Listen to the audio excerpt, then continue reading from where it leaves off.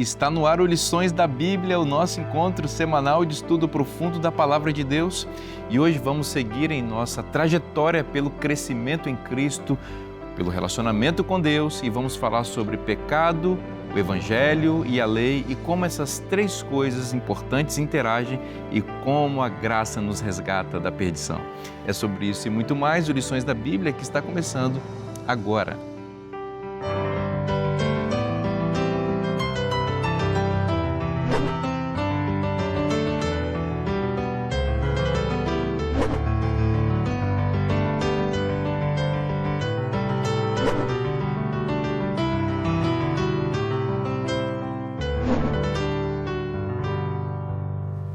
Nós já estamos juntos aqui à mesa para estudar com você a Palavra de Deus e hoje o nosso programa está imperdível, o tema é sensacional, tem tudo a ver com a sua vida, continue com a gente. Bom, você sabe que esse programa a gente faz na companhia de amigos queridos que vêm aqui aos estúdios da Novo Tempo para compartilhar esse conhecimento bíblico com a gente. E quantas bênçãos, quantas pérolas, quantas frases, quantos conceitos nós aprendemos aqui. Louvado seja Deus pela vida dos nossos convidados. E aqui eu apresento mais uma vez a Denise Lopes. Denise, bem-vinda. Obrigada, pastor. Tudo bem, né? Tudo bem. Acho que está todo mundo bem, pela graça de Deus. A gente tem essa gratidão no coração. E hoje eu quero mandar um abraço também. Por favor. Eu quero mandar um abraço para os ouvintes da Mensagem por Elas. Olha aí. Você todos se Claro. acaba lembrando, mencionando. Então hoje o abraço vai para esse público que é muito especial. E hoje tem sexta-noite? Hoje tem, com Então, certeza. O pessoal tem que ficar ligadinho aqui no Lições da Bíblia, que já vai emendar. Vale a pena. Começa um pouquinho mais tarde, mas vale a pena. Exatamente. É coisa boa, Dormir né? melhor, pastor. Vai É, dormir melhor. pensando na Palavra de Deus, né? Exato. Pastor Marliton, bem-vindo, amigo. Uma alegria estar aqui de volta e junto com a esposa, um privilégio passar uns dias aí com ela, né? E com vocês dois, uma alegria também. Então, vou mandar um abraço também. Pois é. Ao longo desse ministério nosso, nós trabalhamos em duas regiões do Brasil, Norte e Sul. Grande parte foi no Sul, então meu abraço a todo o pessoal da região Sul do Brasil. E trabalhamos 4 anos no Norte também, desde o Acre até o Maranhão, uma região bem extensa naquela época. E a gente deixa muitos amigos por onde vai, né? Então, meu abraço a eles. Continue firmes na palavra e no estudo da lição da Escola Sabatina. Muito bem, pastor. Dados os abraços. Pastor Jolivet, bem-vindo, amigo. Muito obrigado. Feliz por retomarmos aqui nossas gravações. E eu, indo nessa mesma linha de raciocínio, recentemente eu estava em uma outra instituição, hoje eu estou na FAP, na Faculdade Adventista do Paraná, e eu quero deixar o meu abraço ao grupo de funcionários, de obreiros e professores dessas duas instituições. O UniAN, onde eu estava até ano passado, e agora a FAP. Trabalhar dentro de uma instituição de ensino é um privilégio enorme, porque é uma fábrica de líderes. Verdade. E é um lugar que Deus escolhe para formar gente, para servi-lo aqui nesse mundo, para cumprir o propósito dele. Então, Verdade. um abraço a todos. E onde se faz muitos amigos, né? Sim. Muitos amigos. Pastor Marliton, ora para nós, por favor. Oro. Senhor nosso Deus, Teu Espírito orientou os autores, escritores da Bíblia, séculos atrás, mas esse Espírito continua pairando nesse planeta Terra, porque ainda não tivemos o contato direto contigo para voltar para casa. Então, Senhor, esse é o momento de nós entendermos o Teu plano, o plano da salvação, e podermos crescer no conhecimento do nosso Deus. Amém. O que nós te clamamos, Senhor, é que abras nosso entendimento. Dá-nos sensibilidade para entender o que Tu queres de cada um de nós. Amém. E como podemos ser úteis também na vida das pessoas que vivem ao nosso lado. Amém. Nós colocamos a nossa vida, nós 4 aqui neste momento, em Tuas mãos, pedindo que Teu Espírito esteja em nós e fale através de nós, em nome de Jesus. Amém. Amém. Amém. Muito obrigado, pastor Marliton. Bom, o tema de hoje é um tema forte, é um tema importante. Fala diretamente a todos nós. Pecado, evangelho e lei. A interação dessas três palavras é explosiva na vida. O pecado, na realidade, é o grande mal, a grande chaga. E a lei de Deus é a denúncia dessa grave lesão no caráter de Deus, no caráter do ser humano que foi contaminado por isso. E o Evangelho é a receita, a cura divina para tudo isso, né? Então veja que é um tema amplo, mas muito necessário. Pastor Geliver, vamos começar com suas primeiras palavras aqui.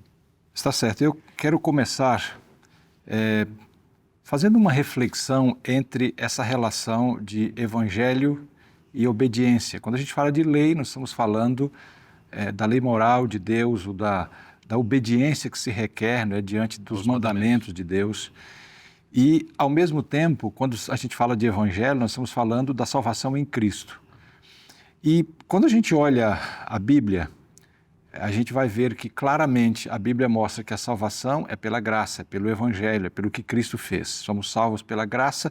Aqui em Efésios capítulo 2, os versos 8 ao 10, claramente Paulo diz: somos salvos mediante a fé, ou salvos pela graça mediante a fé.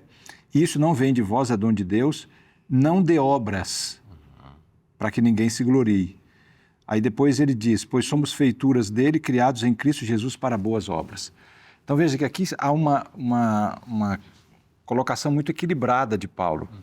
Porque quando a gente fala dessa relação entre salvação pela graça e ao mesmo tempo obediência, a gente tem que cuidar com os extremos. Por um lado, é aquela ideia de que a minha obediência, a minha obra constrói mérito ou, de alguma forma, contribui para a salvação. E isso é um engano. Paulo claramente diz: o que Cristo fez é suficiente. A salvação é absolutamente pela graça, é o que Cristo fez. A única justiça capaz de salvar é a de Cristo. E a pessoa é salva quando ela aceita Cristo como seu Salvador. Então, esse é o conceito correto, né? Agora, o extremo é o indivíduo querer obediência, querer obras para construir mérito para a salvação. Por outro lado, o outro extremo é a chamada graça barata. É aquela crença: eu aceitei Jesus como meu Salvador, eu sou salvo, não importa o que eu venha a fazer. Uma vez salvo, sempre salvo, aquela história, né? Esses dois extremos não são o conceito bíblico. O que Paulo diz aqui? Paulo diz: nós somos salvos sim pela graça, mediante a fé. O que Cristo fez é o mérito de Cristo. Quando eu recebo, eu sou salvo. Mas Cristo não nos salva para a gente continuar na mesma vida de antes. Por isso Paulo diz aqui que Ele nos salva, Ele nos criou para boas obras. Quer dizer, a obediência, a obra, não é? Aquilo que vai acontecer após eu encontrar com Cristo, não é a causa da salvação, é a consequência da salvação. Quem está em Cristo tem o Espírito Santo agora trabalhando para abandonar a vida de pecado. Logicamente que, enquanto aqui nesse mundo nós não temos perfeição, não é? Nós não vamos viver uma vida totalmente isenta de algum tropeço, mas nós estamos buscando cada dia crescer em Cristo e viver uma experiência de fé e de obediência a Deus. Não para ser salvo, mas porque nós estamos salvos. E é uma evidência de que nós estamos em Cristo, porque quem está em Cristo é uma nova criatura, como Paulo diz em 2 Coríntios 15, 5 e verso 17. Então esse equilíbrio é muito importante, não é? Evangelho e lei têm uma relação, não é? E a gente vai discutir isso agora desse momento. E é bom lembrar que evangelho e lei, elas não são opostas. Essas duas palavras não são opostas. Infelizmente, a interpretação tradicional na cristandade opôs coisas que fazem parte de um mesmo conjunto. A lei de Deus é a expressão do caráter de Deus. E nós sabemos que Deus é amor, Deus é graça. Então, se a lei é a expressão do caráter dele, ela não pode ser uma coisa ruim. A lei é positiva. A lei só não pode nos salvar, porque quem nos salva é a oferta, é o presente de Deus. Mas a lei expressa o caráter de Deus. Sem a lei, jamais nós conheceríamos a nossa condição pecaminosa. E essa consciência é que nos leva a Cristo em busca da graça que nos salva. Então é bom porque algumas pessoas às vezes querem descredibilizar a lei ou colocar a lei como abolida, como algo que não é positivo, mas a lei faz parte do Evangelho. Eu penso que a autora foi muito feliz em incluir essas três palavras aqui nesse embojo de crescimento no relacionamento com Cristo, né? Porque elas são muito mal traduzidas hoje, né? Quando eu penso na lei, é a revelação do caráter de Deus, de fato. Quando eu penso no pecado, é a violação desta lei, isto é, eu estou fugindo ao caráter de Cristo. E o Evangelho é a resposta de Deus ao pecado. Ora, como é que Satanás tem trabalhado para hoje desvirtuar as palavras? Primeiro, o pecado deixou de ser pecado, né? O pecado, ele está romantizado hoje, né? Quando você olha a lei, foi abolida. Quando você vê o Evangelho, tem que ser reescrito. E aí a gente começa a ver a graça barata, a entrega sem mudança, conversão continuando na mesma estrada. E aí algumas pessoas querem ver a mulher pecadora ouvindo a frase vai e continua do mesmo jeito. Querem ver filhos pródigos dentro de casa com roupa suja. E acham que isso é graça, isso é amor do pai. Olha, volta para casa, mas não tem chuveiro, não tem roupa, nada. E querem ver o convidado à festa com uma roupa suja no meio dos outros, que nós já vimos essa semana, né? Então, não há lógica alguma nessa graça onde eu não reflito o caráter de Cristo. Mas quando a gente entende a graça de Cristo, a gente se sente inconformado com a roupa suja, em ser diferente, em não copiar o modelo Cristo, porque é por causa dele que eu estou tendo essa transformação. Então, vale muito a pena nós gastarmos um tempo relembrando o que é o pecado, evangelho e lei. Excelente. Me dá a impressão de que o salmista compreendeu muito bem a sua condição de pecado e a bênção da graça. E ele, então, tenta fazer uma aliança com Deus aqui por meio desse texto que a gente tem como verso para memorizar. Porque ali no Salmo 119, verso 93 e 94, diz assim: nunca me esquecerei dos teus preceitos, pois é por meio deles que me tem dado vida. Sou teu, salva-me, pois eu busco os teus preceitos. Eu fiquei um pouco intrigada, por que ele começa com esse texto, esse verso, falando nunca? Porque é complexo um ser humano pecador, né? Que vive caindo, usar uma palavra forte, que nunca é uma coisa forte, o sempre também é uma coisa forte. E são coisas que mais fazem sentido para um Deus que é sempre fiel do que para a gente, que tenta, mas não consegue ser sempre fiel. E daí eu fui tentar entender, fui no original e descobri que esse nunca, que vem numa palavra leolam, eu acho que é assim que se pronuncia, não sei, vocês passam por corrigir. Isso aqui não é simplesmente uma negação. Aqui, essa palavra, ela significa uma declaração definitiva. É uma decisão, né? É uma decisão ativa, não é uma coisa emocional. Porque tem coisas na nossa vida que a gente não pode permitir que as emoções tomem a frente para que a gente tome decisões, né? As emoções, elas... Mas aqui é como se fosse, assim,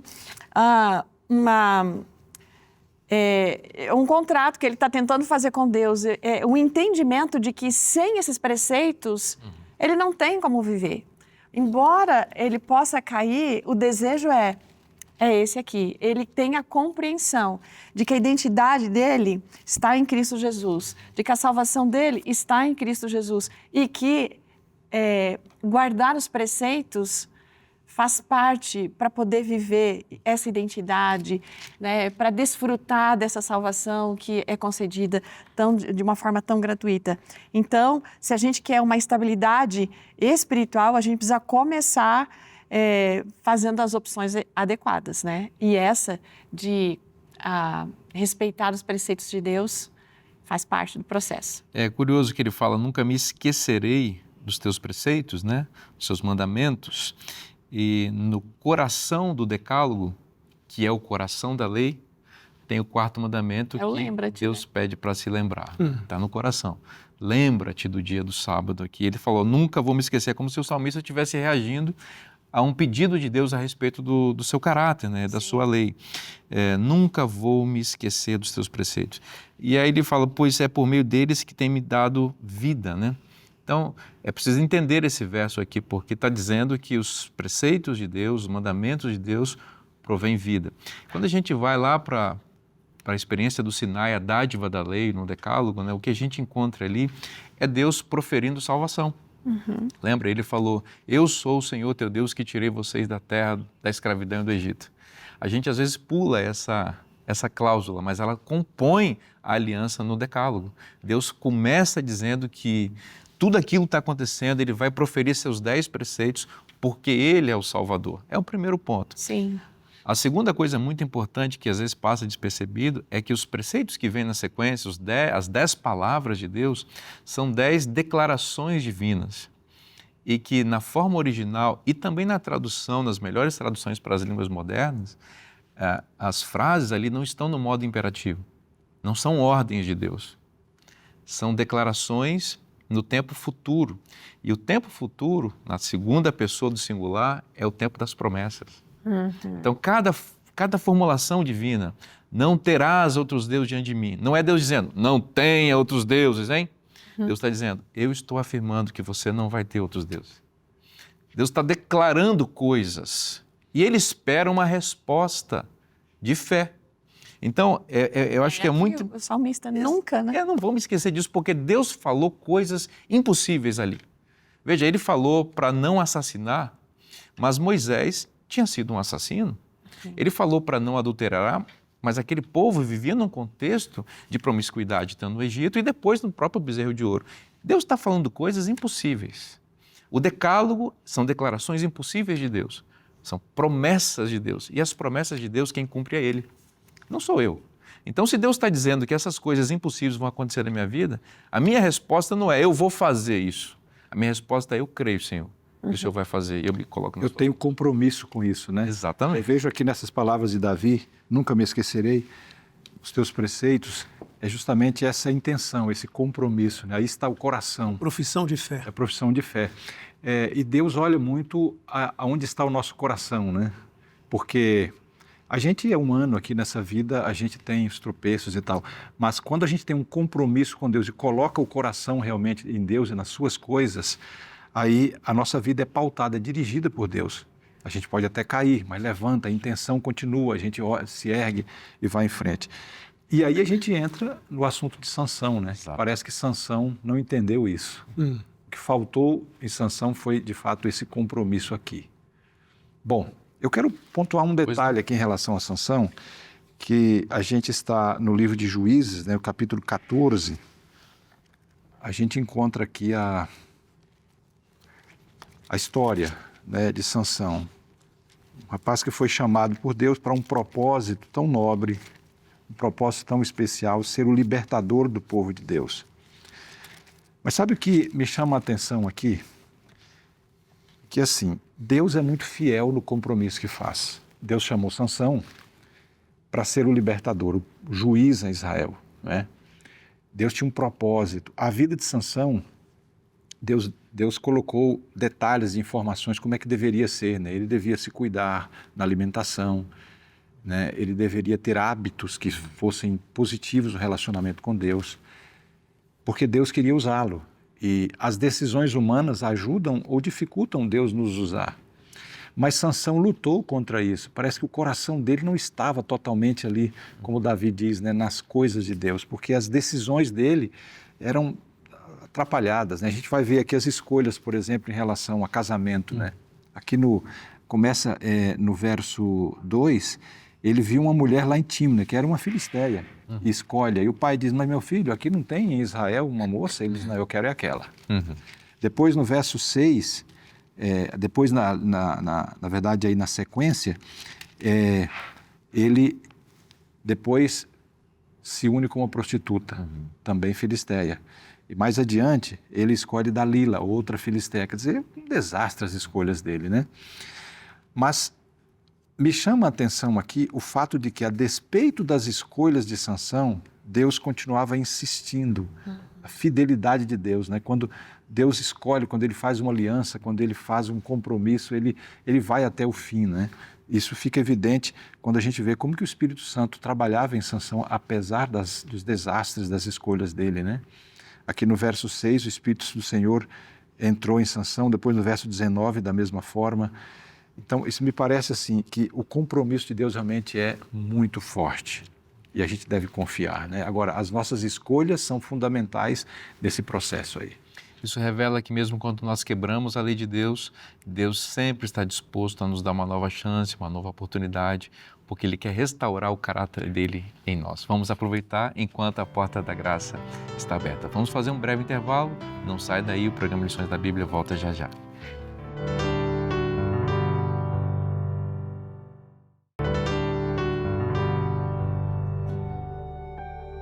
Crer não é apenas sentir, é compreender. A revista Esperança Eu Creio organiza as verdades bíblicas de forma didática, profunda e equilibrada. É um material ideal para quem deseja entender a fé com maturidade e segurança. Se você quer ter clareza sobre o que acredita, essa revista é para você. Então faça o seguinte agora mesmo, envie uma mensagem para 12 98244 4449. Mais uma vez para você, 12 98244 4449. Escreva para a gente agora mesmo e não deixe para depois. Peça a revista Esperança Eu Creio e comece esse estudo transformador. Estamos aguardando a sua mensagem no número 12 98244 4449. Eu tenho certeza que será uma grande bênção na sua vida, porque se está na Bíblia, é bom para você. Nós já estamos de volta agora no segundo bloco do programa Lições da Bíblia de hoje, falando de lei, evangelho, falando de pecado, falando de salvação. Que bom que você está aqui com a gente, que bom que você acompanha o programa Lições da Bíblia. E vou fazer uma pergunta, você já tem a lição da Escola Sabatina? Essa lição é uma bênção, ela ajuda a gente a entender melhor a Palavra de Deus. É um curso de teologia. Se você fizer uma assinatura dessa lição e continuamente estudá-la, eu garanto a você que você vai se aprofundar muito no conhecimento da Palavra de Deus. É esse guia que os nossos participantes aqui, convidados, estudam antes de vir para cá. Imagina, olha quantas coisas lindas. Claro que eles têm a formação deles, a vivência deles, a experiência, mas muita coisa sai do guia de estudos que é a nossa lição. O que você está esperando para pedir o seu também? Então entre em lições.cpb.com.br e também faça a sua assinatura ou compre avulso esse material que vai ajudar você a conhecer mais a Palavra de Deus. Bom, pastor Marlon, vamos continuar aqui a nossa conversa. No bloco anterior, o pastor Jolivet fechou falando aí sobre as distrações e tentações na vida de um personagem emblemático das Escrituras, que é Sansão, que foi fazendo escolhas ruins. Mesmo assim, Deus foi dando a ele novas chances e novas oportunidades, né? É bom a gente lembrar que tentação nunca é pecado, né? Mateus 4 fala que o Espírito do Senhor levou Jesus no deserto para ser tentado, né? E é um teste, é uma maneira de Deus burilar o nosso caráter, fortalecer. É interessante que essa palavra que a autora coloca aqui, distrações ao lado de tentação, é uma das 3 palavras que muitos livros sobre liderança usam nas empresas que perdem o foco, né? Uma é distração, quando a gente fica olhando mais para as janelas laterais do carro e não olha para frente, né? Se perde. Um outro é a palavra dispersão. Parece que tem muitas bifurcações e facilmente a gente se perde numa bifurcação. E a outra mais forte ainda é redemoinho. É quando você não consegue nem segurar o volante porque o vento leva e você... Satanás usa todas elas hoje para nós, né? E um dia eu vi uma colocação de que Satanás vai moldando as tentações. Deus permite, como a gente já falou, tolera para nos fortalecer, mas elas são muito sensíveis de serem percebidas. Por exemplo, só um pouquinho. Você comete só um deslizezinho, é só um golinho, é só uma outra, é só mais uma vez, né? A gente acha que vai ser a última, o diabo diz assim, não, você não vai deixar de ir naquele lugar, é só essa última vez, né? A outra é ninguém está vendo, né? E tem tanta história que a gente pensa que Deus não está enxergando, Deus está vendo. Não como um juiz, mas como um pai hoje. E uma das piores é não adianta mais. Você foi longe demais, cometeu pecado contra o Espírito Santo, e por aí vão. Todas são tentações.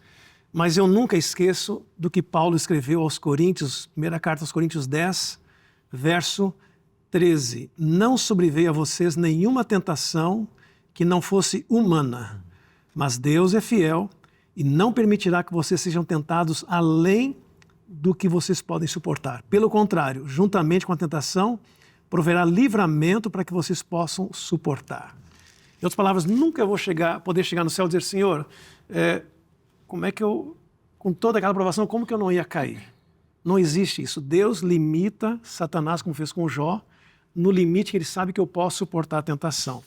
E aí nós vemos aqui em domingo que há barreiras que me impedem de perceber Deus na tentação, né? E a autora coloca aqui muito bem uma, que é o eu, o orgulho, já vimos lá atrás, né? Que é a raiz de todo o pecado, né? A gente só confia na gente mesmo e a Bíblia fala, negue-se a si mesmo. Não confie na sua próprio discernimento. Põe o colírio para você entender a vontade de Deus. Um outro que ela fala aqui muito forte é a questão do coração. E quando a gente olha Mateus capítulo 5, e é bom que as pessoas olhem em casa, diversas vezes no Sermão do Monte Cristo disse: ouviste o que foi dito aos antigos? Por exemplo, não adulterarás, mas você não pode pensar, não matar, mas você não pode odiar, e assim por diante. Cristo amplia uma visão que, não por falha de Deus, mas das pessoas que estavam sendo mal interpretadas naquele momento. Então aqui, uma barreira no relacionamento é quando eu acho que o pecado é só ato, e nós vamos ver isso daqui a pouquinho. Uma outra barreira é quando a gente tira o foco das coisas espirituais com a crítica. Um dia eu estava lendo um material sobre as 4 leis do espelho, né? E é muito interessante isso. Você pode olhar aí na internet as 4 leis do espelho, e uma delas diz assim: aquilo que você detesta nos outros é o que você tem. Então, quando a gente vê uma pessoa muito crítica, cuidado, não critique muito se está se apresentando, se ela está apresentando, né? E tem muita gente que usa isso e é uma barreira, porque Deus quer trabalhar com ela, mas ela fica só apontando para os outros, e Deus dizendo assim: olhe para você. Ela ouve um sermão e pensa: que bom que fulano estava na igreja, né? E Deus está dizendo assim: isso impede o seu crescimento de estar com Deus. Então, por isso, as consequências são eternas se a gente não entender que o chamado de Deus são nos detalhes e nas pequenos detalhezinhos que Satanás vem colocando na frente da gente como tentação. É verdade. Raposinhas. As raposinhas. A tentação é uma coisa muito grave, muito séria, porque, como você mesmo disse, ela não é o pecado, mas ela é a porta para o pecado, e a gente tem que passar longe. E aqui em Marcos capítulo 9, pastor Júlio vê, Jesus faz uma advertência gravíssima a respeito disso, em tons, eu vou chamar assim, exagerados, num exagero linguístico, que é uma figura de linguagem chamada hipérbole aqui, né? Sim. Exatamente para deixar claro e evidente a gravidade da tentação. Né? Explica para a gente um pouquinho. Aqui nesse texto, Jesus, o texto de Marcos 9, a partir do verso 42, Jesus diz assim: olha, se o teu braço está te fazendo pecar, é melhor você cortar o braço, porque é melhor você entrar na vida sem braço do que ir para o inferno com o braço. E aí ele usa outros exemplos mais. Mas não é para ninguém ficar cortando o braço por aí fora, né, Jesus? Então, ele está usando uma linguagem forte para mostrar a importância de nós nos livrarmos dessas coisas que são um impedimento para a gente crescer espiritualmente. Sabe que teve um pai da igreja chamado Orígenes, que ele levou a sério essa declaração, e a sério assim, né? Todo mundo tem que levar a sério, mas ele levou ao pé da letra. Sim. E ele fez algo semelhante ao que está escrito literalmente aqui, exatamente para evitar o pecado. Mas é o que você falou, pastor Marlton. Ele estava esquecendo que o pecado, ele está aqui, ó. É mais do que ato. É mais do que ato. Se você não aprender a cortar aqui dentro, você pode cortar as mãos, pode tirar os olhos, pode remover as partes íntimas, não adianta. O pecado está no coração, né? Pois é, porque o pecado é mais do que o ato exterior, né? O pecado é o que está no coração. E o que Jesus está querendo dizer é que nós precisamos realmente ser sinceros, tomar decisões, nos entregar, viver uma experiência de fé, de comunhão, para que o coração seja transformado. Senão não adianta, né? A gente está aqui só brincando, fazendo de conta.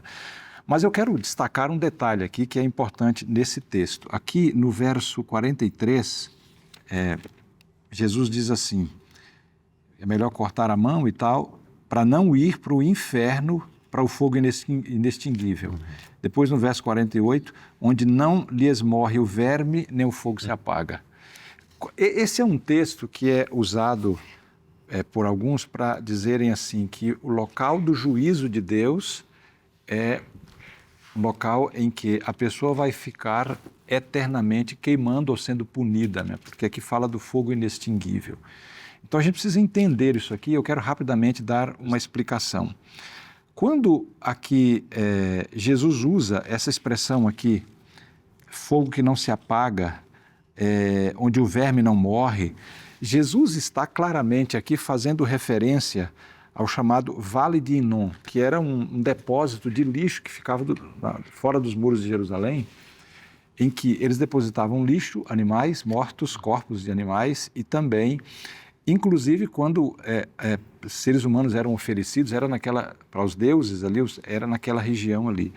E isso gerava fogo, que era o tempo todo queimado ali, né? Então havia Era um espetáculo ruim, horrível ali nas cercanias de Jerusalém. Jesus está usando isso como ilustração para mostrar a punição que vai acontecer no juízo final. Mas a questão é, e esse fogo eterno aqui, como é que funciona, né? Para a gente entender isso, nós precisamos ir, e aí eu separei aqui para ler, o livro de Judas. Aqui em Judas, o verso 7, aqui nesse texto, o apóstolo faz uma comparação com o que aconteceu com Sodoma e Gomorra, com o que vai acontecer nessa punição final, o juízo final de Deus com aqueles que não aceitarem a salvação. E ele diz assim: como Sodoma e Gomorra e as cidades circunvizinhas, que havendo se entregado à prostituição, como aqueles, seguindo após outra carne, são postas para exemplo do fogo eterno sofrendo punição. Ou seja, o que aconteceu com Sodoma e Gomorra é um exemplo do que a Bíblia fala de fogo eterno, dessa punição, do juízo final de Deus para destruir o mal e o pecado. Agora, a pergunta é, Sodoma e Gomorra ainda existem? Eu já passei algumas vezes lá na região, a gente vê só um desertão aberto ali. Passou junto lá, né? Pois é. Ou seja, elas não continuam queimando eternamente. É um mar morto lá naquele lugar hoje. Né? Exatamente. E ainda tem um outro texto que gostaria de ler, que é esse texto aqui de Malaquias. Aqui, em Malaquias também a gente encontra uma explicação interessante, que mostra o seguinte, deixa eu abrir aqui para eu ver, Malaquias 4, verso 1, diz assim, raiz e ramo. O dia que vem os abrasará, diz o Senhor, dos exércitos, de sorte que não lhes deixará nem raiz nem ramo. Então, o conceito bíblico de fogo eterno é como se fosse um combustível, o pecado humano, o mal, né, é um combustível que vai se queimando até que não haja mais combustível. Porque Deus seria injusto se ele, por exemplo, punisse todo mundo de igual forma. Logicamente que Satanás tem muito mais culpa do que o próprio ser humano, né, qualquer que seja. Então, quando a Bíblia fala de fogo inextinguível ou fogo eterno, está dizendo ele é eterno até onde houver combustível, não é? E é eterno nas suas consequências. Mas não quer dizer que o juízo de Deus será fogo para sempre, em que a pessoa que não aceitar a salvação vai ficar para sempre sendo punida. Não, ela vai ficar punida até que haja uma justiça sendo cumprida, né? E a punição vai até onde houver o combustível, vamos assim dizer. Excelente explicação, e eu queria acrescentar um ponto sobre Marcos 9, 43 e 44. Vamos ler Marcos 9, 43. E se a tua mão te faz tropeçar, corta-a, pois é melhor entrares maneta na vida do que, tendo as duas mãos, ires para o inferno, para o fogo inextinguível, onde não lhes morre o verme, nem o fogo se apaga. Então, primeira coisa que precisa ser entendida aqui em relação a esse texto é que ele está encharcado de linguagem figurada. Sim. Então, você não pode interpretar isso aqui literalmente, porque senão os cristãos todos teriam que cortar as mãos.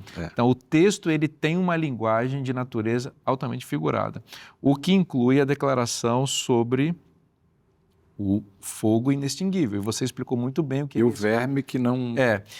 A expressão do verme aparece no verso 44, e se você olhar, ele está entre colchetes, o que aponta para o fato de que os melhores manuscritos, os mais antigos, não contêm essa declaração. Então, a Bíblia aqui deixou claro isso. Então, essa pode ter sido um acréscimo posterior, uma interpretação que aparece em outros manuscritos, mas não é, digamos assim, comprovado de que essa declaração esteja originalmente ou que ela tenha sido declarada lá. Está aqui e faz sentido. E qual o sentido que ela faz, mesmo estando posteriormente colocada? É que ela está colocada numa linguagem figurada. Então, eu não posso jamais interpretar um texto bíblico que é escrito e pensado para ser figurado como literal. Se eu fizer isso, eu incorro num problema de interpretação da Bíblia. E se você voltar ao verso 42, veja como tudo é figurado, né? fala que se fizer tropeçar um pequenino, é melhor colocar uma pedra de moinho pendurada no pescoço. Exatamente. Ninguém faria isso. Ninguém faria isso. Então, é Ou a seja, é a hipérbole. ênfase, né? Jesus está isso. dando ênfase, né?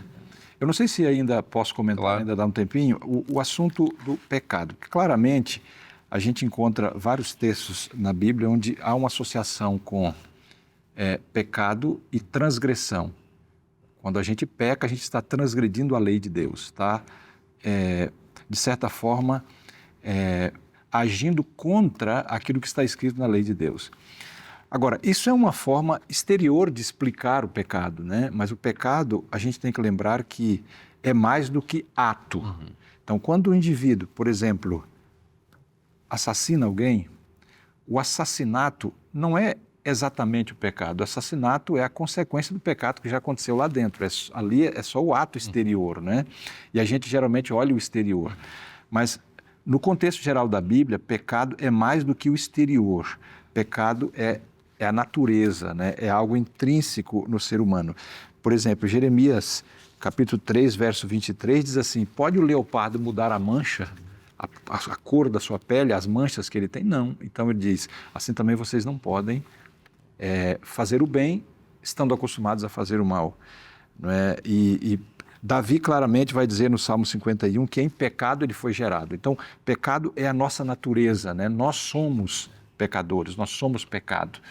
E por isso nós precisamos da graça e a justiça de Cristo Jesus. Você veja que mesmo o texto de 1 João 3,4, que é um texto clássico para definir pecado é transgressão da lei. A palavra transgressão da lei é a tradução da palavra grega anomia, que ao pé da letra significa ausência de lei. A é o prefixo para não e nomia vem de nomos, que é lei. Então, anomia é sem lei. Então, numa tradução literal para essa expressão seria pecado é viver sem a lei de Deus no coração, que é a condição da pessoa com a natureza pecaminosa, ou seja, é anterior ao ato. Pecado é algo anterior ao ato, como você explicou. É eu me colocar contra os preceitos de Deus, viver contrariamente àquilo que Ele me orientou, e por isso eu pratico aquilo que não devo. Contrário ao caráter de Cristo. Contrário ao caráter de Cristo. Exatamente. Bom, nós vamos fazer um breve intervalo. Você está vendo que o programa está muito interessante, são temas muito fortes. E eu espero que você esteja sendo beneficiado por isso, porque, no fundo, é a graça de Cristo e o Evangelho que está brilhando mais uma vez na sua vida. Não sai daí, o programa Lições da Bíblia volta já já.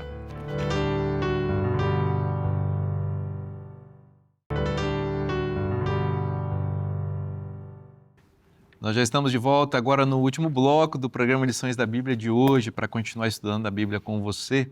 E a nossa gratidão especial a você que é Anjo da Esperança, envia ofertas aqui para Novo Tempo, para que esta emissora continue no ar, para que programas como o Lições da Bíblia continue abençoando as pessoas com conhecimento da Palavra de Deus, para que revistas Esperança sejam impressas e distribuídas gratuitamente aos milhares todos os anos. Só para você ter ideia, no ano de 2025, a Novo Tempo fez 224 mil novos alunos, então só novas pessoas, 224 mil revistas foram enviadas, fora aquelas que a gente envia também de alunos recorrentes, ou seja, pessoas que pedem mais de uma revista, tudo isso sem a pessoa pagar um centavo por isso, é a gente conhecendo a palavra de Deus, gente sendo doutrinada. Só para você ter ideia, em 2025, cerca de 13 mil pessoas foram batizadas e disseram lá na ficha batismal, fui batizado por causa do Novo Tempo. Louvado seja o nome de Deus. E a gente sabe que esse número é muito maior, porque às vezes as pessoas se batizam e não dizem que porque foi pela Novo Tempo. Então, é uma grande bênção. Então, ajude a gente a continuar nesse trabalho, proclamando o Evangelho, fazendo as pessoas conhecer mais a Jesus. Quer participar desse movimento? Então, manda uma mensagem agora, o WhatsApp que está aparecendo aí na sua tela. A nossa equipe vai acolher a sua mensagem com muito carinho e vai ajudar você também a se tornar um anjo da esperança. Denise, vamos falar sobre a lei de Deus, né? Nós estávamos conversando no bloco anterior como a lei de Deus é linda, ela expressa o caráter de Deus, ela tem tudo a ver com o Evangelho, e como o pecado, que é uma transgressão da lei, distorce a lei de Deus e a nossa compreensão sobre o caráter dele. A compreensão em relação à lei e ao caráter de Deus faz que muitas vezes as pessoas olhem para a lei como alguma coisa que lhes tira a liberdade. né? Não posso fazer o que eu quero. Mas, na verdade, é o contrário. A lei nos liberta daquilo que tem nos aprisionado, porque o pecado nos aprisiona. E quando eu tenho a lei de Deus, eu tenho no meu coração, eu tenho a possibilidade de ser liberta desse pecado, né? Eu vejo também a lei como aquilo que me protege. Protege não de consequências futuras e coisas tristes, né? Porque a consequência do pecado, a gente já sabe, é a morte lá no final, mas ela protege, já que nós estamos falando aqui sobre relacionamento, ela protege os relacionamentos. A lei tem aquilo que a gente, na primeira parte, que se refere mais a Deus e ao próximo. Então, a lei, ela protege os relacionamentos. O meu relacionamento para com Deus e ela protege o meu relacionamento para com o próximo, né? E protege a mim mesma de cair nesse buraco que é a tendência natural do ser humano que tenha esse pecado instalado, né? Essa sementinha aí dentro da gente que faz a gente caminhar por caminhos tortuosos. Então, a lei não poda. Ela é libertação para todos nós. Amém. E a Denise faz lembrar de uma história que aconteceu poucos anos atrás, quando eu era jovem, né? Pouco tempo, não, isso aí foi ontem. Ali. Lembro nitidamente.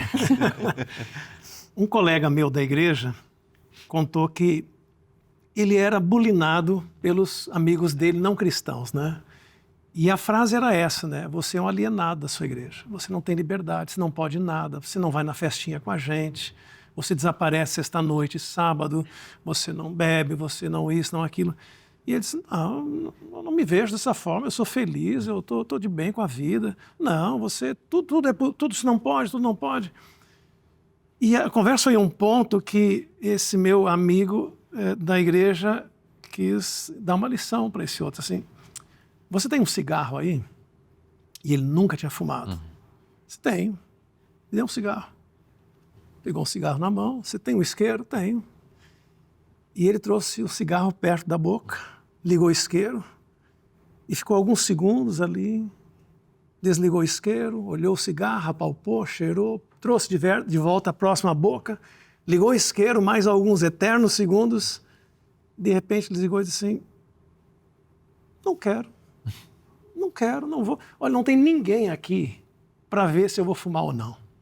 Simplesmente eu não quero. E se eu não quero, não vou fazer. Agora, você fala que vai parar algumas coisas aí, nunca para. Quem é que é livre? Quem é que é livre? Se eu soltar essa caneca aqui, há uma lei que diz que ela vai cair, a lei de gravidade. Ela não tem liberdade. Ela tem uma lei que diz isso. Quando eu sou escravo do pecado, eu não tenho liberdade. Mas quando eu aceito a Cristo, por causa da lei, é que eu sei que eu sou escravo, então Cristo me liberta, é como se essa caneca agora pudesse flutuar. Então liberdade não é fazer o erro a hora que eu quero. Liberdade é poder deixar de cometer o erro pela graça de Cristo. A liberdade me desconecta da escravidão. E por isso que a Bíblia diz, a verdade vos libertará. Isso é evangelho. Excelente, excelente. E é isso que dá, de fato, estrutura para a gente, né? Jesus, em Mateus 7, ele disse que... Ele fez uma comparação entre um homem sábio e um homem tolo, né? Aí ele disse, quem é o homem tolo? É aquele que ouve, que está aí vendo o evangelho, que ouve a lei, que lê, que conhece, mas não obedece. Aí Jesus disse, esse homem é como se ele estivesse construindo a sua casa sobre a areia, né? Vem as tempestades, as dificuldades, ele não tem estrutura.